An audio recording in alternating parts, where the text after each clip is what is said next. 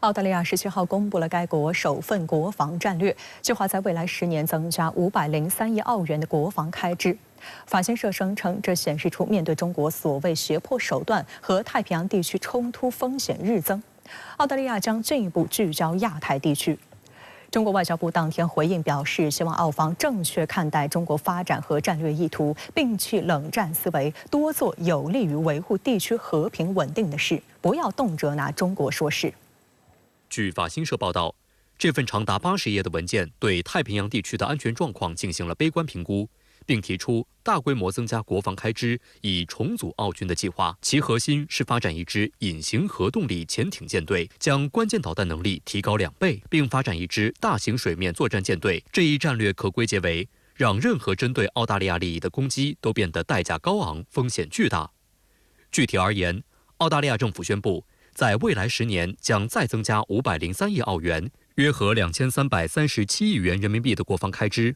目标是在10年内使澳大利亚的国防开支总额在国内生产总值占比提升至2.4%。根据新发布的国防战略，到2033至2034财年，澳大利亚政府10年内在军力方面的总投入将达到3300亿澳元，约合15401亿元人民币。 The essential thesis of the Defence Strategic Review demanded a shift from this balanced force to a focused force. There is now one job at hand: transforming our future capability such that Australia can resist coercion and maintain our way of life. 除了军费激增，报告中涉华部分更值得警惕。报告鼓吹，面对中国的所谓胁迫策略和太平洋地区不断上升的冲突风险，澳大利亚正面临2战以来最具挑战的战略环境。此外，中美之间日渐加深的战略竞争带来不确定性和紧张，也使澳大利亚有必要采取全新方式进行防务工作。澳大利亚它的这个战略报告中间涉华的部分呢，可以说，总体上延续了这个澳大利亚一贯的在这个军事上对于这个中国的这种就是横加指责、无端猜测，甚至是有的时候是叫给自己强行加戏的这么一个状态，只能说是并不奇怪啊，而也是他这个一贯的这种为了国内的这个利益和甚至有的时候是有党派政党之私的这样的情况，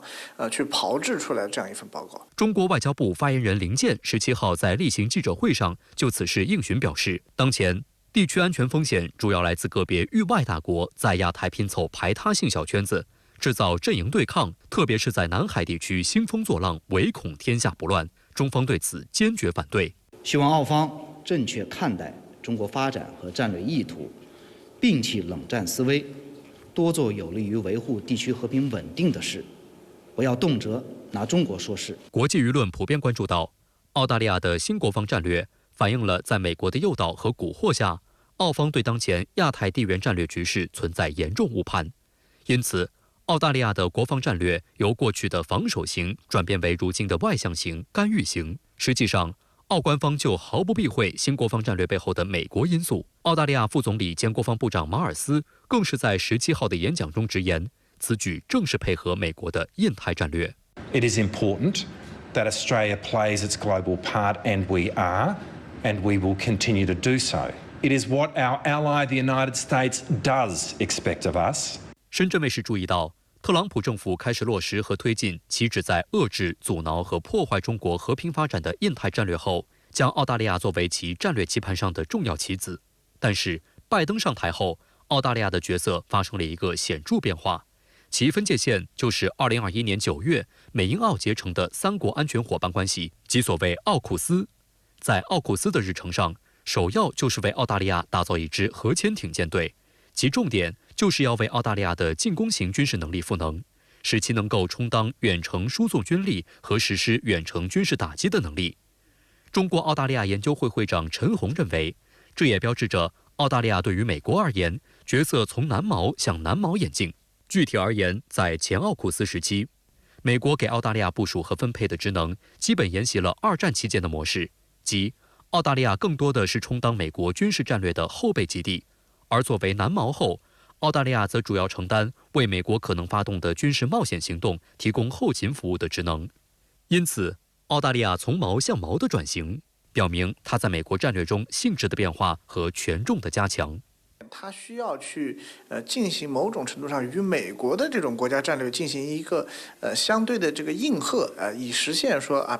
表现说与美国的这种盟友关系，所以他会在反复的在这个过程中寻找敌人。需要指出的是，美澳之间虽然在政治、文化等方面存在共性，两者之间仍有明显战略利益差异，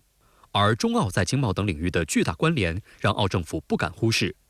中国是澳大利亚最大的贸易伙伴，两国经贸关系的好坏直接影响到了澳大利亚国内大批选民的切身利益。澳大利亚政府每届任期只有3年，因此回应选民的关切是执政党的要务。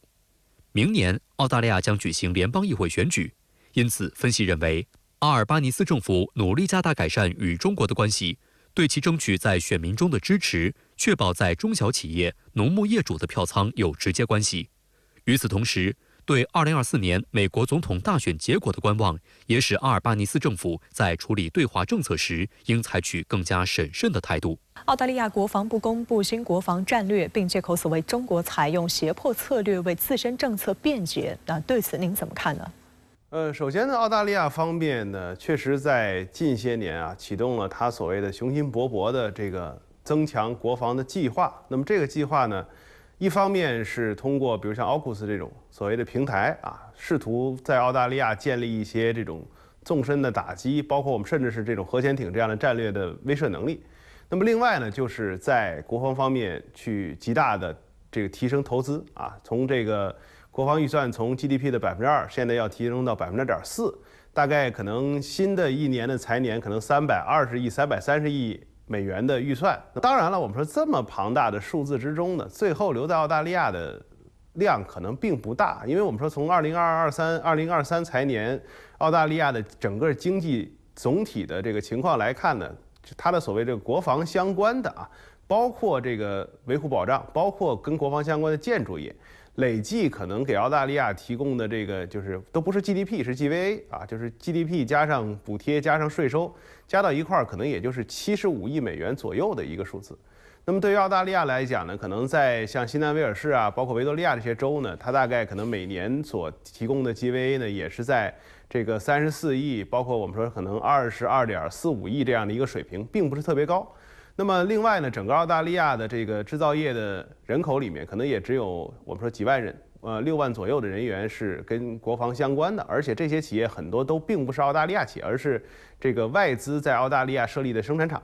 那么因此呢，对澳大利亚的经济来讲，我们说这种加大国防预算提供的意义相当的有限那么但是呢，我们说因为考虑到澳大利亚的政治之中，那么受到比如说尤其是美国的影响是比较大的，所以很多的项目我们看得到基本上是最终是美国、英国获利，包括这个澳大利亚方面寄予厚望的所谓 AUKUS。那么现在在美国公开的表示，弗吉尼亚潜艇的产能不足，那么澳大利亚基本上不可能在2030年前后获得他所要的潜艇的情况之下，澳大利亚方面仍然那么坚持要在这个相关领域这个无底洞里面砸钱。那么这点上呢，就让外界有很多的质疑了，就是是不是说因为这个项目，那么似乎有政治正确的问题，似乎有美国对澳大利亚的这个国防甚至整个政治控制的意义在，所以澳大利亚方面不敢去停止相关这样一个几乎一定会失败的项目。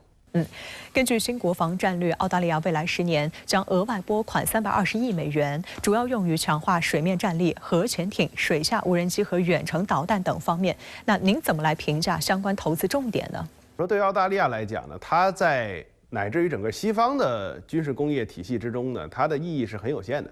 当然了，我们说澳大利亚其实一直在这个国际军贸市场上是一个买家而不是卖家。我们说根据这个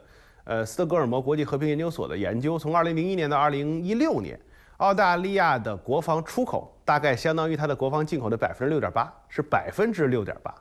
那么对于澳大利亚来讲呢，这个增加的大量的这种所谓国防预算，最终并不会出现在澳大利亚的经济循环里面，而是会进入到我们说美国、英国的这些所谓西方的大型跨国的这种军事工业复合体的腰包之中，那么最后呢，可能会变为美国国内的一部分政界和军界人士的这个政治现金。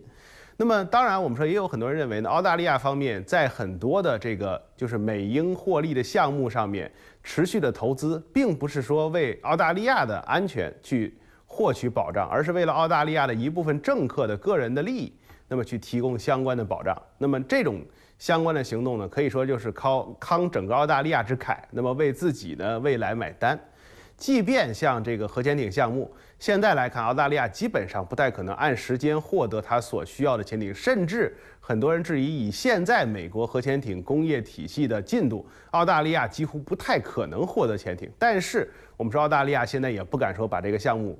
暂停啊，而且呢要持续在其中投资，不光要出人，还要出钱。那么最后呢，可能反过来就是用澳大利亚的钱为美国自己海军的潜艇建造去进行一个增速的行动。那么其实另外像什么战斧导弹这些相关项目，其实都有类似的情况。那么另外还有一点就是，美国的军方一直以来试图通过澳大利亚去向一些敏感的盟友，你比如说以色列去提供装备。那么现在围绕着AUKUS呢，美英澳之间实际上把最终用户这个所谓调查的相关清单的这个保证，那么予以了暂时的撤销。那么虽然理由是可以在其中节省，比如6.4亿美元，但实际上很多人质疑，就澳大利亚方面在未来会成为美国的一个所谓白手套啊。那么像那些可能会在美国国内带来巨大的政治压力的相关的国家和组织去提供装备，那么这点上我们说也会可能给澳大利亚的政治带来问题。澳方称将更加聚焦于保护本国在邻近地区的利益。那从奥库斯合作带来核扩散的风险来看，谁才是地区和平与军事平衡的破坏者呢？从现在这个美英的潜艇工业的规模跟进度来看，澳大利亚获得潜艇的概率极低。但是呢，我们说AUKUS本身虽然给澳大利亚一个所谓的饵啊，就是你可以获得核潜艇，但实际上现在美英所着力的就是2点：第一，澳大利亚要出钱出人帮助美英去改进加快本国潜艇的制造；第二呢，就是澳大利亚的东海岸和西海岸要成为美英核潜艇的新的港口。那么为此，你像斯特林这些基地呢，进行了大规模的翻新。所以对于澳大利亚来讲呢，自己能不能拿到潜艇，能不能获得澳大利亚一部分人所梦寐以求的所谓海基的远程打击能力，这个现在要打个问号。甚至我们说把它描述为空中楼阁，可能都已经是太理想化了。但是我们可以确定的是，美英的核潜艇很快会在澳大利亚周边，以澳大利亚的基地为一个支撑点，那么向整个西太平洋方向去进行这种所谓渗透跟这个扩大影响。那么这个呢，对于整个西太平洋的和平稳定，当然是一个很大的这种不利的这种影响。而且我们说，对于澳大利亚来讲，那么当它本国的重要港口成为这个美英核潜艇基地之后，